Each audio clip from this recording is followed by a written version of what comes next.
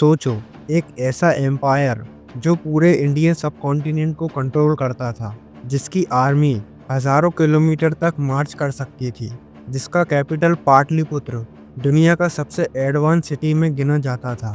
और फिर सिर्फ 50 साल के अंदर ये एम्पायर हिस्ट्री के पन्नों में सिमट गया। ना कोई वॉर, ना कोई मैसिव इन्वेशन, फिर भी इंडिया का फर्स्ट सुपर पावर कोलैप्स हो गया। सवाल ये नहीं है कि मौर्य एम्पायर कब गिरा। सवाल ये है, इतना पावरफुल होते हुए भी ये गिरा क्यों? क्या अशोका का पीस का डिसीजन मोरली सही था लेकिन स्ट्रेटेजिकली गलत, या फिर रियल रीजन था वीक लीडरशिप, करप्ट एडमिनिस्ट्रेशन और अंदर ही अंदर टूटा हुआ सिस्टम? आज इस वीडियो में हम सिर्फ डाउनफॉल नहीं देखेंगे, पहले समझेंगे मौर्य एम्पायर कितना पावरफुल था। तो चलिए शुरू करते हैं मौर्य एम्पायर के राइज से और उस स्लो डिके तक जिसने एक महासाम्राज्य को अंदर से तोड़ दिया।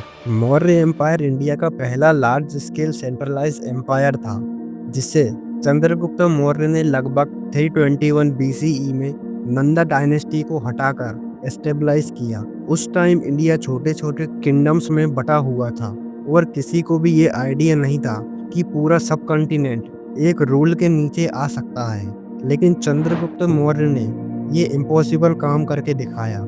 इस एम्पायर ने अपना पीक अशोका द ग्रेट के टाइम पर अचीव किया। अशोका के दौरान मौर्य एम्पायर इंडिया सब कॉन्टिनेंट के बहुत बड़े एरिया पर फैला हुआ था, जिसमें आज के इंडिया, पाकिस्तान, अफगानिस्तान और बांग्लादेश के कुछ पार्ट्स शामिल थे। इसकी कैपिटल पाटलिपुत्र थी, जो आज के पटना के नाम से जाना जाता है। स्ट्रॉन्ग एडमिनिस्ट्रेशन, एक मैसिव आर्मी और स्टेबल इकोनॉमी की वजह से मौर्यन एम्पायर एंशिएंट इंडिया का सबसे पावरफुल स्टेट बन गया। इस सफर की शुरुआत चंद्रगुप्त मौर्य से होती है। उन्होंने पहले नालंदा रूलर्स को डिफीट किया और फिर मिलिट्री कॉन्क्वेस्ट और पॉलिटिकल अलायंस के थ्रू एम्पायर को एक्सपेंड किया। इस पूरी प्रोसेस में उनके गाइड और मेंटर चाणक्य यानी कौटिल्य का रोल बहुत इम्पोर्टेंट था। चंद्रगुप्त के बाद उनके बेटे बिंदुसार ने एम्पायर को और ज्यादा साउथ इंडिया की तरफ बढ़ाया, जिससे मौर्य कंट्रोल और स्ट्रॉन्ग हो गया। सबसे ज्यादा एक्सपेंशन अशोका के टाइम पर हुआ, लगभग 268 से 232 बीसीई के बीच। कलिंग वॉर के बाद अशोका की लाइफ कंप्लीटली बदल गई। उन्होंने बुद्धिज्म अपना लिया और नॉन वायलेंस का रास्ता चुना। फिर भी पॉलिटिकली लेवल पर एम्पायर और ज्यादा ऑर्गेनाइज हो गया। मौर्य एम्पायर पहली बार अलग अलग रीजन को एक सिंगल रूल के नीचे यूनाइट करने में सक्सेसफुल रहा, जो इंडियन हिस्ट्री का एक मेजर टर्निंग पॉइंट था। अपने पीक पर मौर्य एम्पायर अफगानिस्तान से लेकर साउथ इंडिया तक फैल चुका था। एक सेंट्रलाइज्ड ब्यूरोक्रेसी थी, जिसमें प्रोविंस गवर्नर्स, फोर्ट्स और ट्रेजरी सिस्टम शामिल थे। एम्पायर की मिलिट्री स्टेट भी एक्स्ट्राऑर्डिनरी थी, large standard army, war elephants और कैवेलरी के साथ। इसी वजह से तक्षशिला, उज्जैन के कलिंग जैसे इंपॉर्टेंट सिटीज पर कंट्रोल पॉसिबल हुआ।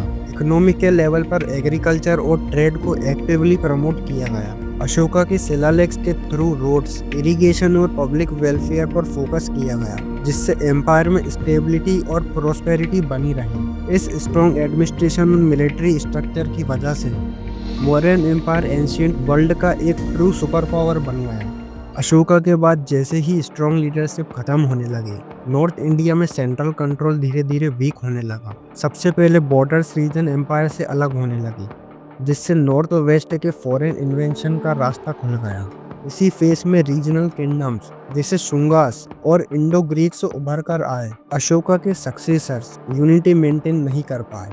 पाटलिपुत्र से चलने वाली अथॉरिटी का इफेक्ट डोर के रीजन तक पहुंचना मुश्किल हो गया। धीरे धीरे ऑटोनोमस प्रोविंस बनने लगे और मौर्य एम्पायर का सेंट्रलाइज कैरेक्टर टूटने लगा। इसका सबसे बड़ा इम्पैक्ट नॉर्थ इंडिया की पॉलिटिकल स्ट्रक्चर में दिखा।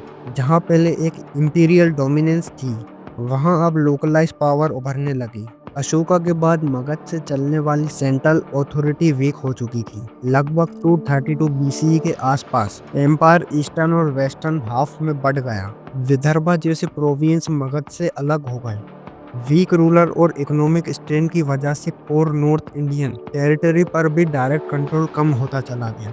इस पावर वैक्यूम का फायदा उठाते हुए रीजनल रूलर्स ने अपनी इंडिपेंडेंसी असर्ट कर ली। सबसे पहले नॉर्थ वेस्ट प्रोविंस अलग हो गए। ग्रीक और तिब्बतन रिकॉर्ड्स के अकॉर्डिंग सुबक सेना, वीर सेना और जलाउका जैसे रूलर्स ने अपना कंट्रोल एस्टेब्लिश कर लिया। कलिंग और दूसरे फ्रिंज रीजन भी जल्दी ऑटोनोमस हो गए। आखिरी मौर्य रूलर के टाइम तक एम्पायर सिर्फ सेंट्रल मगध तक सिमट गया। बॉर्डर्स ऑलमोस्ट ओपन हो चुके थे, जिसका फायदा इंडो ग्रीक्स ने उठाया और मथुरा जैसे एरिया पर एडवांस किया। ये वो मूवमेंट था जब मौर्य एम्पायर का डिक्लाइन क्लियरली दिखने लगा। मौर्य एम्पायर का डाउनफॉल अशोका की तुरंत डेथ के बाद शुरू नहीं हुआ, बल्कि 232 बीसीई के बाद एक स्लो प्रोसेस के रूप में शुरू हुई, बल्कि लगभग 50 साल तक चलने वाली एक टेकी प्रोसेस थी। अशोका के बाद दशरथ और संप्राति जैसे रूलर्स आए, जो एम्पायर की यूनिटी को मेंटेन नहीं कर पाए। एम्पायर ईस्ट और वेस्ट में डिवाइड हो गया, एडमिनिस्ट्रेशन कंट्रोल लूज होने लगा, लॉयल्टी कम होने लगी और प्रोविंस ने अपनी ऑटोनॉमी दिखाना शुरू कर दी। ये फेज आगे चलकर डिसइंटीग्रेशन का बेस बना। 232 से 185 बीसीई के बीच मौर्य एम्पायर ने अपना बहुत बड़ा हिस्सा खो दिया। North west regions local ruler और इन्वेंटर्स के साथ चले गए। फाइनेंशियल प्रॉब्लम बढ़ती गई। मिलिट्री ओवर एक्सटेंशन ने सिचुएशन और खराब कर दी। एक के बाद एक इनइफेक्टिव किंग्स आए, जिससे गवर्नेंस और ज्यादा टूटते चले गई। मगध जैसे कोर एरिया में भी इंटरनल रिवॉल्ट शुरू हो गए। अशोका के बाद मिलिट्री स्पेंडिंग कम होने से एम्पायर की डिफेंस कैपेबिलिटी लगातार गिरती चले गई। और फिर 185 बीसीई में एक ऐसा इंसिडेंट हुआ जिसने की कहानी को ऑफिशियली एंड कर दिया।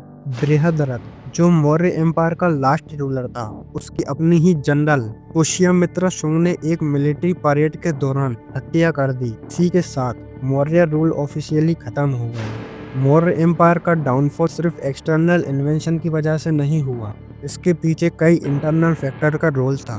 अशोका के बाद वीक सक्सेसर्स आए, लीडरशिप वैक्यूम क्रिएट हुआ, प्रोविंशियल गवर्नर डिसलॉयल होने लगे और कोर्ट पॉलिटिक्स डेंजर लेवल तक पहुंच गए। पुष्यमित्र शुंग, जो मौर्य एम्पायर का कमांडर था, उसने 185 बीसी में बृहद्रथ को किल करके शुंग डायनेस्टी की फाउंडेशन रखी। ये कूप यानी तख्ता पलट इस बात का प्रूफ था कि आर्मी की लॉयल्टी वीक मौर्यन किंग से शिफ्ट होकर स्ट्रॉन्ग जनरल्स के साथ साथ चली गई। दूर के प्रोविंस जैसे तक्षशिला और उज्जैन में गवर्नर्स ऑपरेसिव हो गए। सेंट्रल कंट्रोल वीक होने पर रिवोल्ट और इंडिपेंडेंस मूवमेंट शुरू हो गए। रोटेशन पॉलिसी फेल हो गई, जिससे लोकल रूलर्स इजीली रीजन्स को अलग कर पाए। इसी बीच इंडो ग्रीक ने भी सिचुएशन का फायदा उठाया। डमीट्रियस के अंदर लगभग 180 बीसी के नॉर्थ वेस्ट इंडिया में इन्वेंशन हुआ। ये इसलिए पॉसिबल हुआ, मौर्य एम्पायर बिल्कुल अनगार्डेड हो चुका था। मौर्य एम्पायर का डाउनफॉल एक सिंगल रीजन से नहीं हुआ। Weak successors, over centralization, corruption, economic, military weakness, सबने मिलकर एम्पायर को धीरे धीरे कमजोर बनाया। अशोका के बाद आए रूलर्स चंद्रगुप्त और अशोका के बनाए स्ट्रॉन्ग सिस्टम को मेंटेन नहीं कर पाए। सिर्फ 50 ईयर में 6 किंग्स आए, जिससे पॉलिटिकली अनस्टेबिलिटी बढ़ गई। ऑफिशियल्स और आर्मी की लॉयल्टी वीक होती चली गई। पाटलिपुत्र से सब कंट्रोल चलाने की वजह से लोकल प्रॉब्लम्स पर फास्ट एक्शन पॉसिबल नहीं था। हाई टैक्सेशन और करप्शन ने लोगों में गुस्सा पैदा किया। तक्षशिला जैसे रीजन में रिवॉल्ट्स हुए। आर्मी और वेलफेयर प्रोग्राम्स को मेंटेन करना ट्रेजरी पर हेवी लोड था।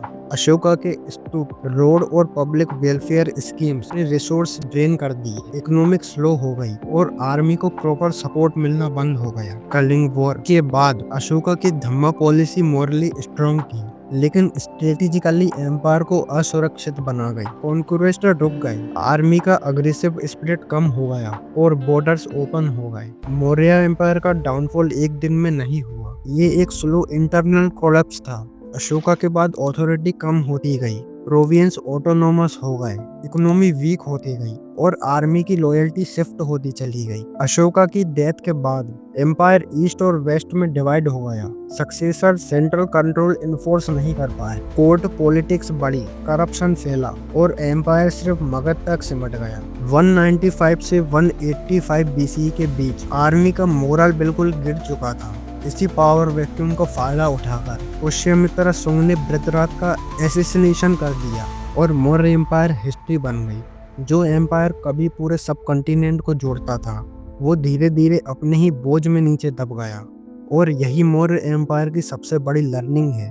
सिर्फ पावर से एम्पायर नहीं चलता, उसे चलाने के लिए स्ट्रॉन्ग लीडरशिप और एडेप्टेबल सिस्टम चाहिए।